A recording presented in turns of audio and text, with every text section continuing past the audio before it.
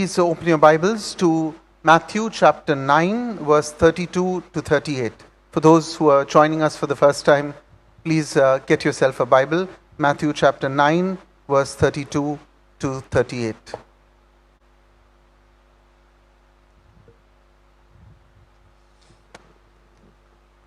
So we continue with our study of the Gospel of Matthew.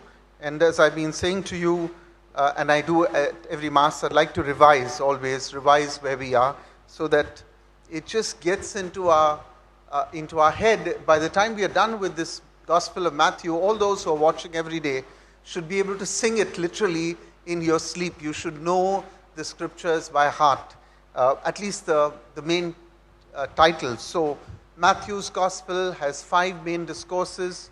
We finished the first, chapter 5, 6, 7, Sermon on the Mount. We are now in chapter 8 and 9. So 5, 6, 7, Sermon on the Mount, 8 and 9, 10 miracle stories. And I told you that the 10 miracle stories are punctuated by 3 teachings on discipleship. And today we are going to hear the 3rd teaching on discipleship. But also to remind you to always place any scripture text in its context. Text must be seen in its context.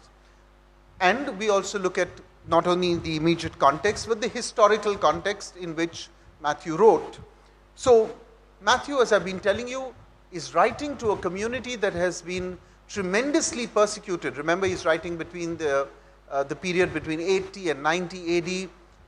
The temple has been destroyed by the Romans. The Jews are angry with the Jewish Christians because they did not participate in the war against the Romans. And as I told you, they excommunicated the early Christians from going even to the synagogue. That's why even today you would hear Jesus saying, or Matthew saying, that Jesus went to their synagogue. He went preaching and teaching, and he went to their synagogue in order to show now the break that has taken place in early Christianity. The early Christians have now broken away because the Jews excommunicated them. And not only were they persecuted by their own Jewish elder brothers, they were also persecuted by the Romans. Let me explain to you why. You see, in order to practice in the Roman world, in order to practice your faith, you needed to have been approved by Rome. Judaism was an approved religion. Christianity, so long up to now, tagged on to Judaism. The early Christians tagged on. Now that they were excommunicated, they were not legally allowed to practice this new faith of theirs, they as being followers of Jesus. So they were persecuted by the Romans, and they were also persecuted by their Jewish elder brothers. And the hostility was really palpable. One could really sense the hostility. And that hostility is demonstrated in today's miracle story. Jesus has healed a mute demoniac. This is one of the briefest of those 10 miracle stories. Jesus has healed a mute demoniac. And what is the reaction of the Pharisees? You can see very clearly. They say that this is the work of the ruler of demons. In short, they are calling Jesus the prince of all Satan. They're saying, you are Satan, that's it, and the prince of Satan. And this is the way in which perhaps Matthew's community was alienated, pushed aside even for the good that they did. Now this is a very dangerous thing. You see, when you're prejudiced and you start having what I call tinted glasses, when you see, if you wear dark glasses, if you wear red glasses, you're going to see the whole world red.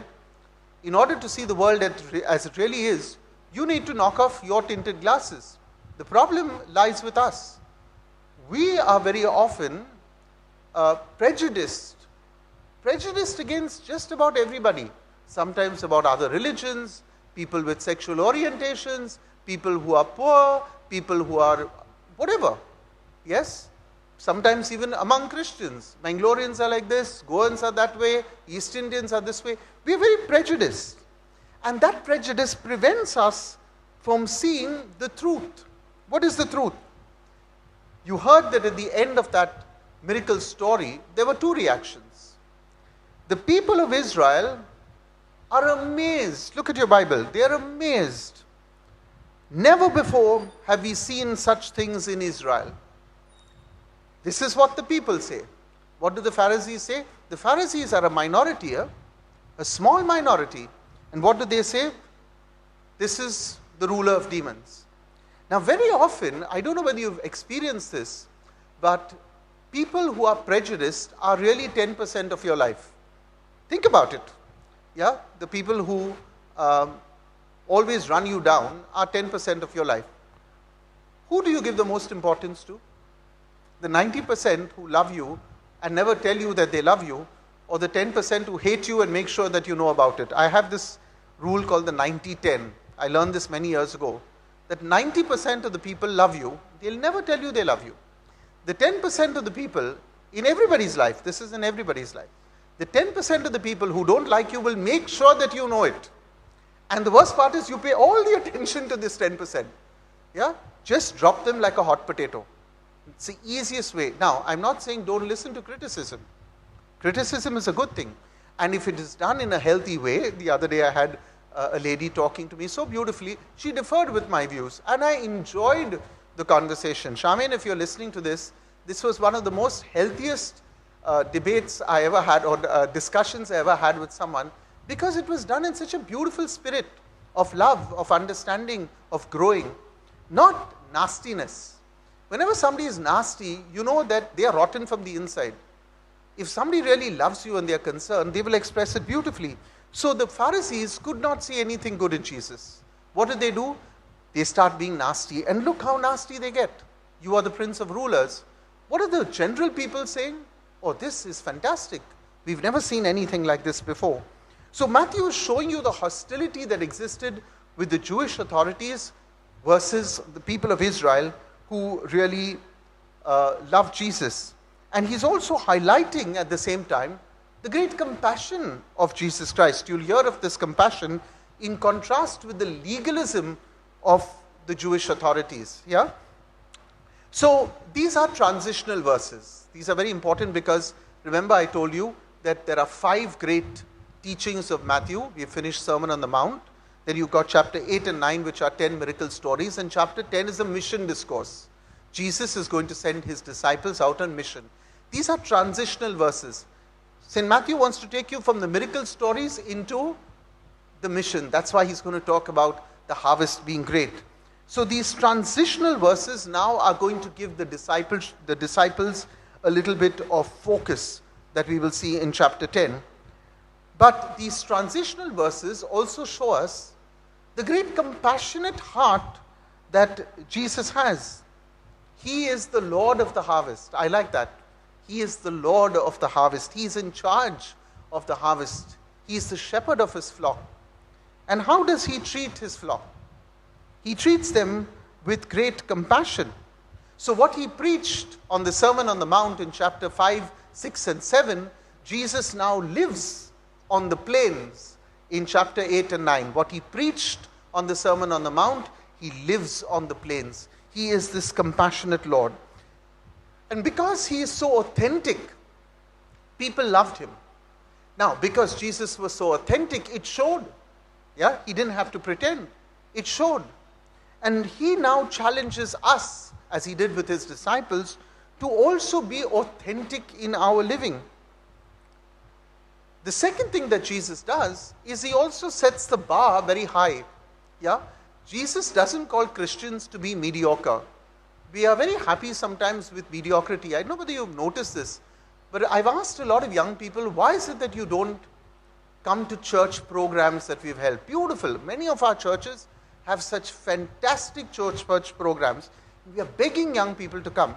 Many of them said to me, but Father, many of them are also like, we come there, nothing's happening, and then you know what? There isn't a sense of professionalism sometimes. There should be pastoral orientation, but a sense of professionalism, things done well, very well. Jesus set the bar extremely high. I remember the other day I was talking about the youth of Qatar. I gave them a session and led by this wonderful lady, Michelle. I was amazed. It was a Zoom meeting, and the professionalism, the, everything was in place, and you are left with, wow, I want to be part of that. That pushes me higher. Jesus pushed his disciples, and how do we know this? He sets the bar very high. How do we know this? Look at verse 35. He himself went through all the cities and villages. He didn't go, I'm going to do a spot check. No. If Jesus was a parish priest, in short, he went to every single house.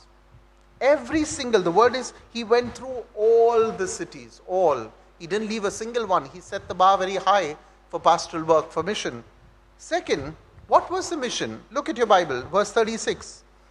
He is teaching, he is proclaiming, he is curing. And people are moved. Why? Because he is so compassionate. He can see in verse 36, we see, he sees the woes of a shepherdless flock. Two things that we learn very quickly. Jesus is focused in his mission. Sometimes I'm beginning to think, and I've said this before, and I'll say it again, that very often we speak of churches that are vibrant. And I've always challenged this. What is a vibrant parish? And for most people, there's a lot of activity going on. A lot of activity. First class, first activity. Yeah? I give them 100 and 100. Is that our mission? Is that our mission? Jesus tells us very clearly, the mission of the church is to teach, preach, and heal. And he says this again and again. Look at the scriptures. I can challenge anybody. Look at the scriptures. Teaching, preaching, curing, raising the dead. Always, always. What are we doing in our churches today? We are entertaining. We become a very good, I know many people tell me this. They say, Father, when you organize something, it's fantastic. The way you run the church, fantastic. We are becoming very good administrators. We are becoming very good entertainers. Are we good spiritual leaders? Yeah? One of the things I do is I don't bother when I preach. I preach. Yeah, I always say those who are watching, whether you are 800 odd people watching, you are here because you want something that's meaningful. There are many other churches that you could go to, but you want something meaningful. Strive to build your spiritual life, not to be entertained. And you should push your parish councils, push your churches, push people to say, no, what we want is more of the faith. Give us the faith. When St. John Paul II went back to Poland, he was from Poland, and then he became Pope, and then he went back to celebrate Mass. And he was in that great square of Warsaw. You'll be amazed that the people in the crowd, millions of people gathered there to see him. This was a communist country at that point of time. Millions of people gathered. Do you know what they shouted? We want God.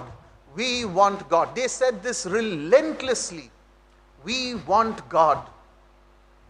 And sadly, when Pope John Paul II went back after a couple of years, he had to give them a firing.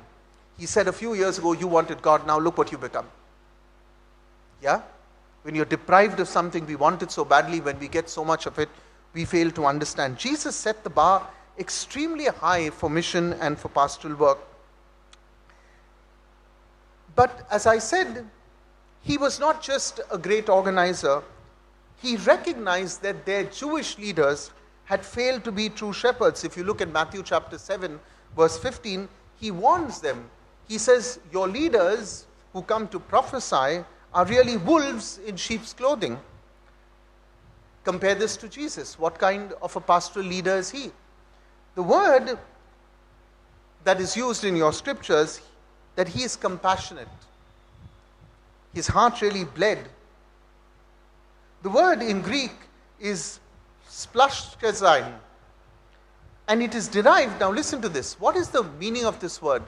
Because in English we just say compassion. What is the meaning of this word? It was a noun form of the word entrails, of your bowels, of your guts. You see, today when we want to express our love for somebody, we say, I love you from the heart. If you were a Jew at the first century, you would have said, I love you from my guts, from my bowels. What did it mean? It sounds very disgusting. But it meant, I love you from the depth of my being. Yeah, not like, something from here. So when Jesus said he loved us, when he was a compassionate leader, he loved us from right within. And linked to this word was another Hebrew word, which translates as rekem. Rechem being in Hebrew, the womb. Jesus said, I love you like a mother loves her own child. How can I forget you? So Jesus is a very compassionate leader. And this compassion, he wants us, his disciples, us, his priests, us, his SCC leaders, us, his youth animators, to have the same compassion, the same heart, to go out and minister to others. Finally, Jesus says something very beautiful. And with this I want to end.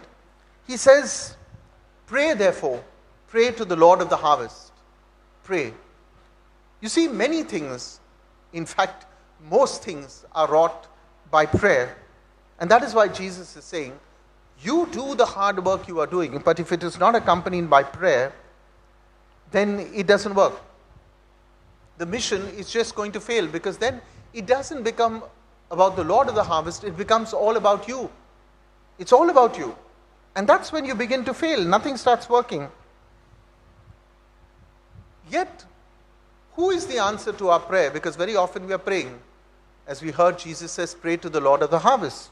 So we do that very well. We pray for vocations. Every second day we have adoration here. In the last prayer, it says, Lord, send people to your harvest.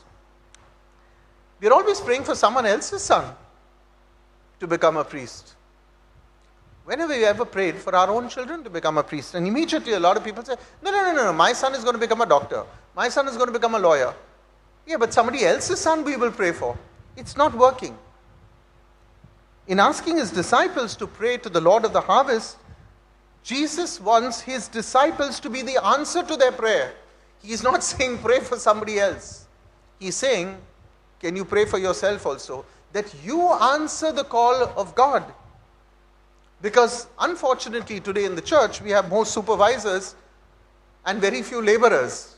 God says we need laborers, we don't need supervisors. We need more laborers, and you should volunteer to be a laborer. One last thought, my dear sisters and brothers.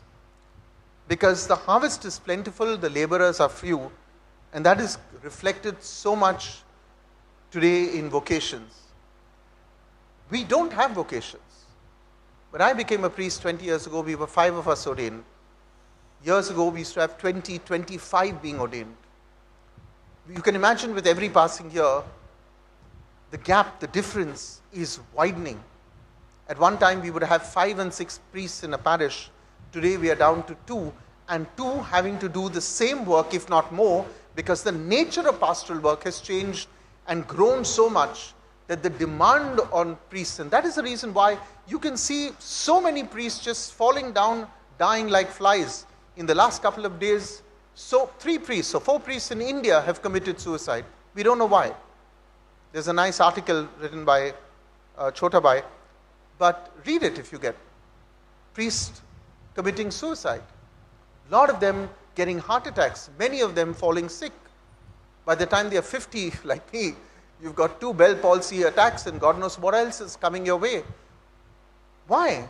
Because we are trying to do what many more are required to do. So here's what I want to say to you. If you cannot answer the call, please be kind to us, not kind to our faults. Be kind in when you think you are not getting what you should get because of certain privileges that you want, and then you are unkind to us. Have you understood? Let me give you an example. Your daughter is getting married and you want the whole church to be filled with flowers. It's not allowed. What do you go out and say? Oh, these priests. Hang on. On a normal day, I always ask these couples, please tell me whether you put a twig or a branch at the altar. So when you're putting flowers for a wedding, it's not for the wedding. It's for you. It's not for the Lord. It's for you. It's for your photographs. And when we make you sensitive to this, you are upset. Let me give you another example. We are always saying, why are there no vocations? How do we speak of priests? Think about it. Think about it. How do we speak of priests? We are sometimes nasty. If you are at a party very often, and this is the reason why I don't socialize anymore, is because one of the things that you'll get asked constantly is about some gossip, because there's no truth to it, about what's happening in another parish or to another priest. And if there's no priest, then that kind of gossip becomes quite vocal in front of the children. And you are saying terrible things about a priest in front of your children, and then you expect your children to become priests and nuns? How will they? If you keep saying all doctors are thieves, all lawyers are thieves, all IT professionals are thieves, do you think your children will want to become priests, will become doctors and lawyers and IT professionals? This has no bone. That's why it moves so fast. But look at the damage it does to the church, to the priesthood, to vocations. And that's why I'm asking you. Jesus says the harvest is great. Volunteer. Get into our shoes for one day. Become a catechist, become a animator, become anything in the church, and you will see how difficult it is. Yeah? Think about this. Very often it's very hard to please 5 people in a family. You expect a priest to please 5,000 people in a parish. It's impossible. It's impossible. So tonight, pray for me. Pray for Brother Paulo, for Brother Jubin. Pray for all the animators you know. Pray for the priests, the religious, the nuns. And examine your heart. Have I been, first of all, have I said no to serving the Lord? And then, have I been very free in criticizing the Lord's ministers, even if they have failings? And pray for us, because the harvest is truly great, and I can tell you, we are struggling with no laborers.